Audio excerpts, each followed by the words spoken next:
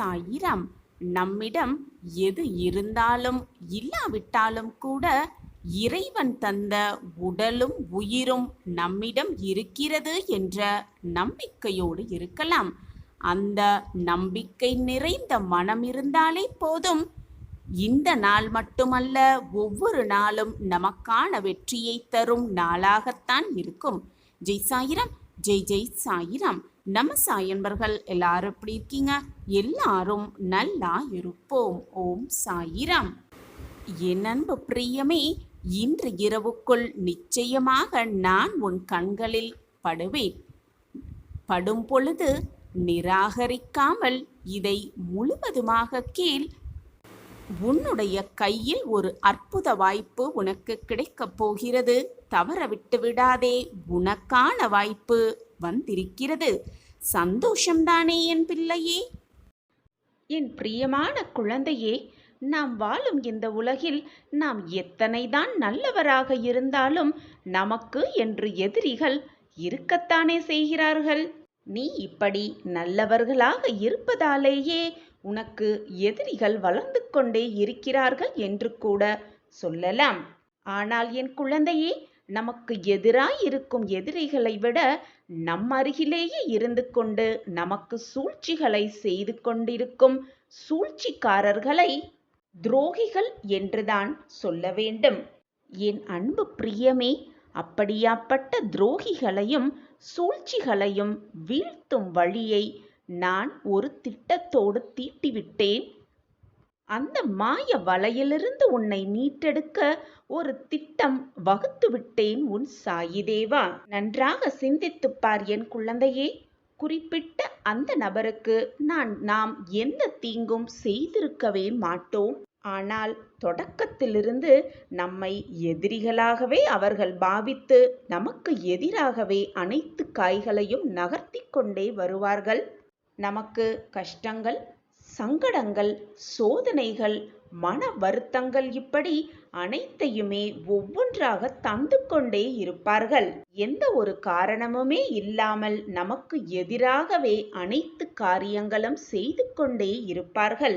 இப்படி எல்லோர் வாழ்விலும், உன் வாழ்விலும் சரி, யார் வாழ்விலும் சரி, இந்த உலகத்தில் உள்ள அனைவரது வாழ்விலும் சரி, ஏதாவது ஒரு எதிரி, இப்படியாப்பட்ட துரோகி இருக்கத்தான் செய்வார்கள். குழந்தையே, அப்படியாப்பட்ட உன்னுடைய எதிரிகளிடம் நீ அதிகமாக கோபப்படுகிறாய். அப்படி இல்லை என்றால் அந்த எதிரிகளிடம் இருந்து தைரியமாக பேசிவிட்டு பின்னால் வந்துவிட்டு அதிகமாக அழுது கொண்டிருக்கிறாய். நீ அவர்களிடம் கோபமாக பேசுவதாலேயோ, அவர்களிடம் கோபமாகவும் தைரியமாகவும் இருப்பதைப் போல் காட்டிவிட்டு பின்னால் வந்து அழுவதாலேயோ உனக்கு என்ன நடந்து இருக்கிறது? யோசித்துப்பார். குழந்தையே, ஒன்றை நன்றாக புரிந்து கொள். நம்மளுடைய பயமும் கவலையும் கண்ணீருமே எதிரிகளின் பலமாக மாறிவிடுகிறது. அப்படி மற்றவர் மேல் நீ கோவப்பட உன் மூளை அப்படியே நின்றுவிடும். எதை பற்றியுமே யோசிக்க உன் மனது செயல்படவே படாது. அந்த நேரத்தில் உன்னுடைய எதிரி வெகு சுலபமாக உன்னை தோல்வியடைய செய்து விடுவார். எனவே உன் துரோகி, உன் எதிரி உனக்கு என்ன செய்தாலும் அதை பார்த்து பயப்படாமல், கோபம் கொள்ளாமல், கண்ணீர் சிந்தாமல், அவ்வளவுதான் போய்விட்டது என்று உன் மனதால் கூட நினைக்காமல் உன் துரோகியையும் உன் எதிரியையும் பார்த்து ஒன்றே ஒன்று செய்து விடலாம். அதுவென்னவென்றால் புன்னகைத்தான். கர்வமாக, மிக தைரியமாக உன் முகத்தை மிக ஆனந்தமாக வைத்துக்கொண்டு உன் எதிரியை பார்த்து ஒரு புன்னகை செய். அப்பொழுது அந்த பயம், அந்த கோபம், அந்த வெறுப்பு, அந்த சங்கடம் எல்லாம் உன் எதிரிக்கு வந்துவிடும். நிச்சயமாக உன்னை தாக்கவே தாக்காது.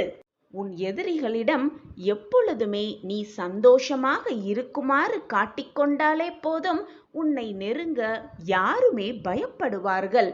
எனவே என் குழந்தையே, எப்பொழுதும் தைரியமாக இரு, நம்பிக்கையாக இரு, சந்தோஷமாக இரு, ஆனந்தமாக இரு. உன் வாழ்வில் பல மாற்றங்கள் நிகழப்போவதை கண்கூடாக உணர்வாய். உன்னுடைய காலம் வரும் வரை பொறுத்திரு.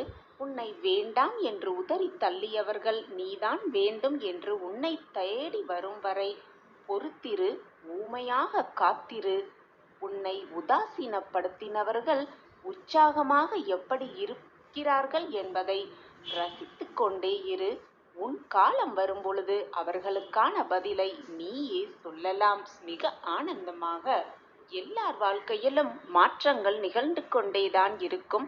உன் வாழ்வு மட்டும் அப்படியே போய்விடுமா என்ன? நிச்சயமாக போகாது. அப்படி போகவும் நான் விடமாட்டேன். குழந்தையே, உனக்கு அழுகை வரும்பொழுது அல்லது உன் கண்களிலிருந்து கண்ணீர் வரும்பொழுது அதை பார்த்து வேறொருவர் கண்களில் கண்ணீர் வந்தால் அவர்களை விட மிக உன்னதமான உறவு இந்த உலகத்திலே இல்லை. குழந்தையே, வாழ்க்கையில் நீ சென்ற இடமெல்லாம் துன்பமும் கஷ்டமும் அவமானமும் உன்னை தொடர்ந்த காலமெல்லாம் முடியப் போகிறது. இன்றோடு முடியப் போகிறது. நம்பிக்கையோடு தூங்கு. நாளை விடியல் உனக்கு மகிழ்ச்சி, சந்தோஷம், ஆனந்தம், அற்புதம் எல்லாம் ஒரு சேர நடக்கப் போகிறது. நீ பல நாட்களாக எதிர்பார்த்திருந்த அந்த நல்ல விடியல், உனக்கான விடியல் நாளை விடியும். ஒன்றை நன்றாக புரிந்து கொள். அவரவர் செயல்களின் அணுகுமுறைகளை பொறுத்தே வெற்றி தோல்விகள் தீர்மானிக்கப்படுகிறது என்பதை புரிந்து கொள். இப்பொழுது நீ எவ்வளவு மகிழ்ச்சியாக இருக்கிறாயோ அந்த மகிழ்ச்சி எப்பொழுதுமே உன் வாழ்க்கையில் சூழ்ந்திருக்க வேண்டும் என்று அந்த எண்ணத்தோடு எப்பொழுதும் இரு. உன் மகிழ்ச்சியான எண்ணங்களே உன் வாழ்க்கையை மிக மகிழ்ச்சியாக மாற்றிவிடும். உன் வாழ்க்கையில் நீ இருக்கும் இப்பொழுது இந்த சூழ்நிலையில் உன் வாழ்க்கையில் ஒரு திருப்பம் வரும். அதுவும் ராஜபோக வாழ்க்கையாகவே மாறிவிடும். இப்பொழுது உன் வாழ்க்கையில் ஏற்படும் பிரச்சனை, சோதனை, துன்பம் எல்லாவற்றுக்கும் ஒரு திருப்பம் வந்தால்தான் உன் வாழ்க்கையில் ஒரு நல்ல முடிவுக்கு உன்னால் வர முடியும் என்பதை புரிந்து கொள். கண்மணியே, வாழ்க்கையில் வெற்றி பெறும் எண்ணம் உன்னுடைய மனதில் இல்லை என்றால் தொடர் தோல்விகளை மட்டுமே நீ சந்திப்பாய். தோல்வியே வெற்றியின் தூண்டுகோலாக இருக்கலாம். கடின உழைப்பு, விடாமுயற்சி, தன்னம்பிக்கை இவற்றை படிகட்டாக்கி ஏறி சென்று கொண்டே இரு. யார் வழியில் என்ன பேசினாலும், யார் உன்னை அவதூறாக பேசினாலும் அவர்கள் வார்த்தைகளுக்காக ஒரு அடி கூட பின்னோக்கி எடுத்து வைக்காதே. தோல்வி என்ற காலன் உன்னை தொடர்வது மிக மிக அரிதாக இருக்கும். இப்படி நீ இருந்தால் வாழ்வில் தினமும் செயல்பட்டு கொண்டே இரு.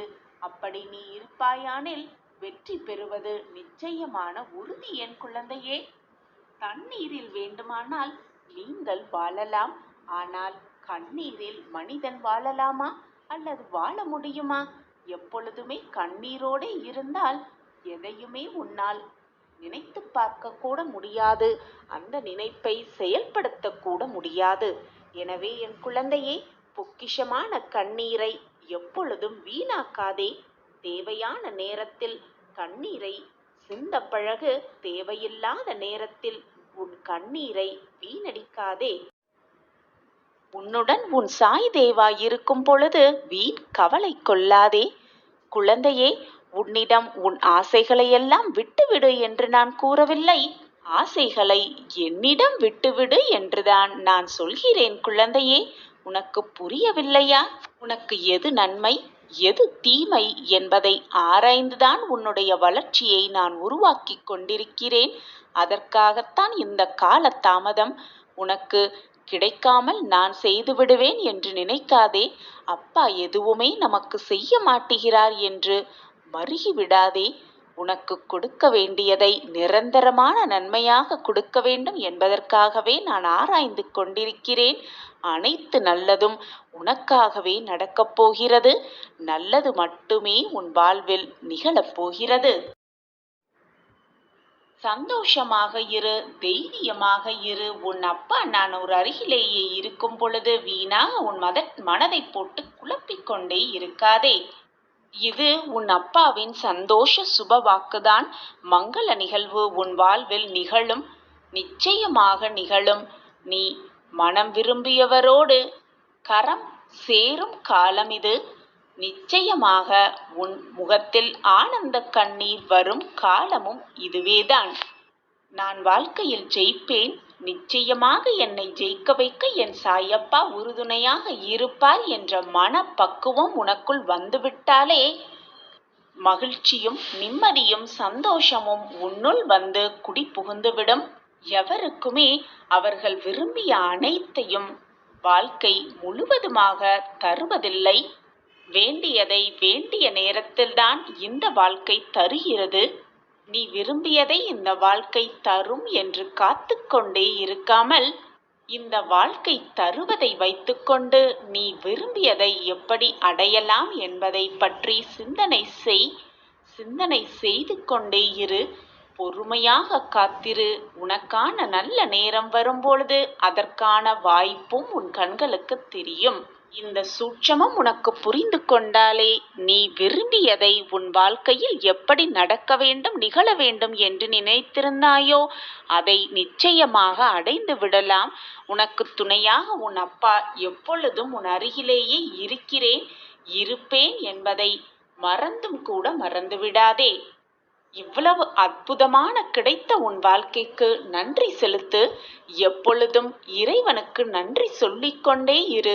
இந்த அற்புதமான வாழ்க்கையை எனக்கு கொடுத்ததற்கு நன்றி சாயப்பா. என் வாழ்க்கையில் நான் சந்தோஷமாக வாழ்வதற்கு நன்றி சாயப்பா. என்னை முன்னேற்ற வழியில், முன்னேற்ற பாதையில் அழைத்து சென்றதற்கு நன்றி சாயப்பா என்று எப்பொழுதும் நன்றி செய்து கொண்டே இரு. நடப்பது அனைத்துமே உன் வாழ்க்கையில் ஆரம்ப புள்ளிதான். உன் வாழ்க்கை வெற்றி அடைவதற்கான ஆரம்ப புள்ளியாகத்தான் இது இருக்கிறது. உன்னுடைய விதி மாறும் தருவாயில் நீ நின்று கொண்டிருக்கிறாய். அதனால்தான் இப்பொழுது நான் கூறும் வாக்குகளையும் அறிவுரைகளையும் உன்னால் கேட்டுக்கொண்டு இருக்கிற முடிகிறது. உன் விதி மாறும் தருவாயில் நீ இருப்பதால் தான் இவ்வளவு வேதனைகளை சுமந்து கொண்டிருக்கிறாய் உன் மனதில். உன் வலியெல்லாம் தீரும் நேரம் நெருங்கிவிட்டது. உன் ரணங்களெல்லாம் மறையும் நேரமும் உன்னை நெருங்கி இருக்கிறது. இப்பொழுது இருக்கும் சூழ்நிலைகள் எல்லாம் உன் வாழ்க்கையை அடுத்த கட்டத்திற்கு நகர்த்ததான் என்பதை தீர்க்கமாக நம்பு. அதற்கான அடித்தளம்தான் இத்தனை பிரச்சனைகளும் இத்தனை சோதனைகளும் உன் வாழ்வில் நிகழ்ந்து கொண்டிருக்கிறது. ஒன்றை நன்றாக புரிந்து கொள். விதி என்றால் என்ன? அதனை எப்படி வெல்வது? விதி எங்கே இருக்கிறது? எதை விதைத்தோமோ அதைதான் உன்னால் அறுவடை செய்ய முடியும். உனது விதியை நீயேதான் வகுத்து கொள்கிறாய். எனவே அந்த விதியை பொருட்டு தூற்றுவதற்கும் ஒருவரும் இல்லை, போற்றுவதற்கும் ஒருவரும் இல்லை. உன் விதியை நீயேதானே வகுத்து கொள்கிறாய். காற்று வீசியபடிதான் இருக்கிறது எப்பொழுதும். பாய்மரங்களை விரித்து காற்றை தனக்கு சாதகமாக பயன்படுத்தி கொள்ளும் கப்பல்கள் தங்கள் வழியே முன்னேறி செல்கின்றன. ஆனால் பாய்களை சுருட்டி வைத்துள்ள கப்பல்கள் காற்றை ஏற்று பயன் பெறுவதே இல்லை.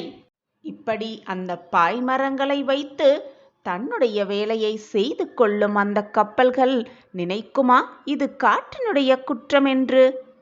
அதனால் நீ வகுத்து கொண்ட விதியின் வழியில் நீ செல்வதால் அதை வெல்வது என்ற பேச்சுக்கே இடமில்லை. ஏனென்றால் அந்த விதியையே நீதானே வகுத்திருக்கிறாய். பின் அதை வெல்வது எப்படி, அதை வீழ்த்துவது எப்படி என்ற பேச்சு நியாயமாகுமா? வெற்றி பெறும் தகுதி இந்த உலகத்தில் உள்ள எல்லோருக்குமே உண்டு. வெற்றிக்கு ஆசைப்படுபவர்கள் தேவையில்லாத விஷயங்களை பற்றி அலட்டிக் கொள்வதில் தன்னுடைய சக்தியை சிதறவிடக்கூடாது. அமைதியுடனும் ஆண்மையுடனும் ஆக்கப்பூர்வமாக பணிகளில் ஈடுபட வேண்டும். அப்படி ஈடுபட்டால் வெற்றியை மிக சுலபமாக அடையலாம். யார் ஒருவர் எதை பெறுவதற்கு தகுதியுடையவராக இருக்கிறாரோ அதை அவர் பெறாமல் தடுத்து நிறுத்துவதற்கு இந்த பிரபஞ்சத்தில் உள்ள எந்த சக்தியாலும் முடியவே முடியாது. இதுதான் உண்மையிலும் உண்மை. எல்லா சந்தர்ப்பங்களையும் நான் உன்னை அன்போடு அரவணைத்துக் கொண்டுதான் வருகிறேன். உனக்கு செய்ய வேண்டியதை, உனக்கு கொடுக்க வேண்டியதை, உன் வாழ்க்கைக்கு தேவையானதை என்ன என்பதை சிந்தித்து சிந்தித்து அதன்படிதான் நான் செயல்பட்டு கொண்டிருக்கிறேன். சரியான நேரத்தில் தக்க சமயத்தில் நான் உனக்காததை செய்வேன். அதுவரை சற்று பொறுமையாகத்தான் நீ இருக்க வேண்டும். என் மீது நீ முழு நம்பிக்கையாக இருக்கும் பொழுது உனக்கான் என் நியாயத்தை நான் உனக்கு செய்யாமல் விடுவேனா? இதுதான் நீ உன் சாயப்பா மீது வைத்திருக்கும் நம்பிக்கையா? இதுதான் உன் சாயப்பா மீது நீ வைத்திருக்கும் அன்பா?